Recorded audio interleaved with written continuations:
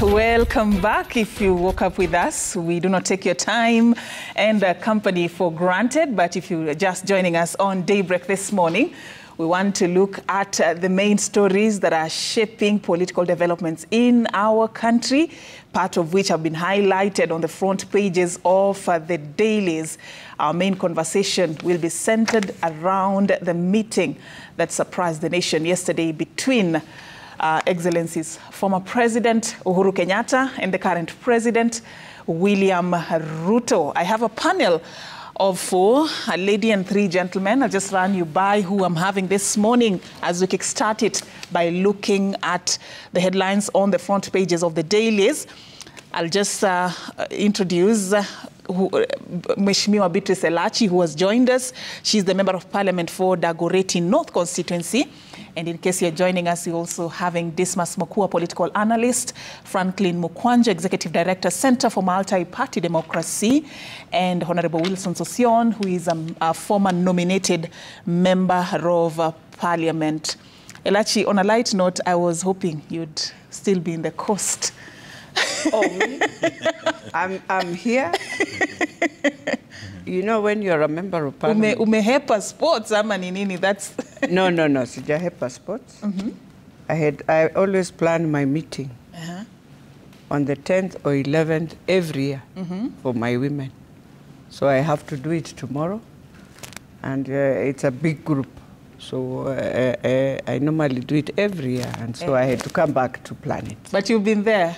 Yes, I've been there. Which is your game? On this one, I'm a basketballer. Eish, okay. But I have left my team hanging, so not in a bad way also. We hope they will win without you. They will still win, because even then, I was sort of a substitute because of a small accident I had some time back. Okay. Yes. All right. Meeting women is fine, but what about women? Yeah, women here on the 10th of December. Women, yeah. Women, as we do. Affirmative action. Affirmative action. As we look at 10 days of activism, it is good they are here. Men, they are not under Siege. There are many here. I think I'm under Siege today, but it is well. It is well. So let's do this. I just wanted us to look at a few stories on the front pages. I'll skip the one that has been highlighted quite prominently on both papers because it's going to be forming part of our conversation. Let's begin with the IEBC. On both papers as well, you can see pictured there is Wiper Party leader Kalonzo Musyoka yesterday. Let's begin there, who spoke very passionately about the delays in the constitution of the IEBC selection panel. This is a matter that we have dissected on this program quite a bit, but what is now emerging is the question of who is to blame when it comes to the delay that we're experiencing on the IEBC quagmire. So yesterday, the Wiper Party leader actually sort of like said he's not the one to blame for this delay. If you look at the Standard on page 8, when he was issuing a press statement on this particular subject yesterday, Kalonzo said he is not to blame for the ongoing court case, which has halted President Ruto from appointing the selection panel. And he says he would like to make it clear that the delays are not because of him, that the IEBC selection panel is not in place. Azimio, he says, adhered to strict timelines and named Ambassador Kokimoli as the representative of the panel. He terms the delay state-sponsored. That's according to Kalonzo. Also on page 7 of the Daily Nation, he goes ahead to blame this on Ruto, just quoting what has been quoted there. The ball is now in William Ruto's court to tell his proxies to withdraw the matter in the Court of Appeal so that we can move forward to form a functioning IEBC. But yesterday, the IEBC issue was also part of the agenda in the meeting between Ruto and Uhuru. And both of them sort of like shared the same rallying call that it's about time that this is done. So, ladies and gentlemen, I'll just begin there by, let's look at who is to blame. Maybe let's begin there. So sort of like, this has turned into a blame game sort of a scenario. So What are we looking at with regards to this delay? Who is to blame, and what are the likely repercussions that the country is facing right now as the back and forth around IEBC continues? Well, in my view, the person to blame really are members of the political class, because at some stage, President Ruto signed into law the required legislation to get the selection committee in place. And as soon as they began their work, Mr. Raila Odinga and company went to the streets and they said they needed a much bigger team to capture the interest and aspirations of majority of Kenyans. And then we went back to another meeting at Bomas. There was a NADICO report, which added a few more members to the selection committee. Then when it was done and it had gone through the entire process at Parliament, when the names were about to be gazetted, then a gentleman said, wait a minute, I need to be part of that committee. And understand the regulations are very clear, that that representative must represent a parliamentary political party. The individual in question does not represent a parliamentary political party. And then the candidate who is now being pushed is said to be very close to Kalonzo Musyoka.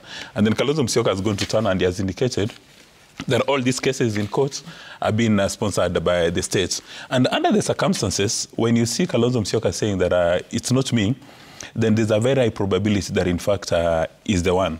Because he hardly comes out to say that I'm not very active. You know, he's been hiding in the cocktails of Mr. Raila Odinga. I think he's trying to get his voice.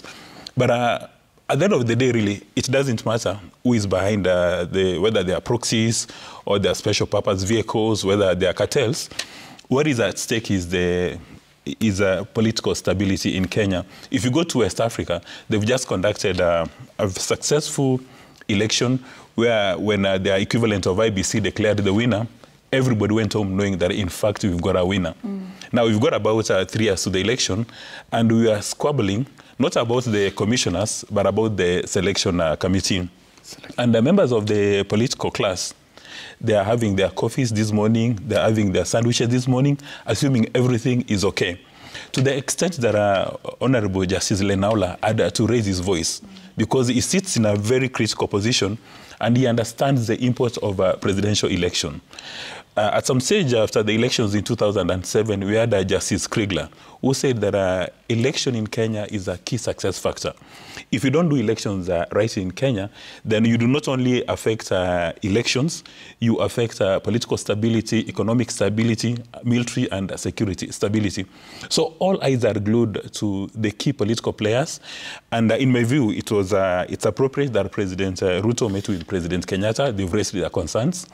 Understand members of the international community have raised their concerns, and the people suspected to be sponsoring these proxies to go to court have raised their concerns. Right. Now the question remains, who is going to, understand they are saying in the West that who is going to bail, I don't know whether it's to bail the cat or the dog, but who is that one person in Kenya who is going to call this thing to order? Once and for all. Yeah, because, you know, for the rest of us, we can complain, we can cry till the dogs come home.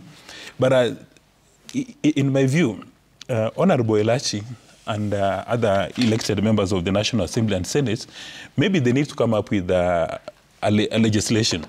Because even if this matter is sorted out today, what stops any other Kenyan from going back to court and saying, wait a minute, this is a selection committee, now we can see there is 2/3 has been respected. But how come I don't see the face of a Kisii man? Aren't Kisii supposed to be voters? And then another man will come from Mandera, and another man will say the youth. Then another one will say, where is Gen Z?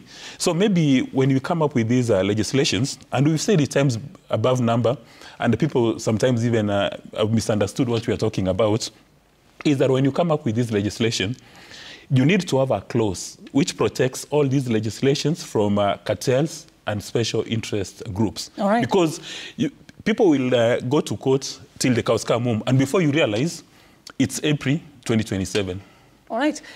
Mheshimiwa Elachi, you know, if my memory serves me right, the NADCO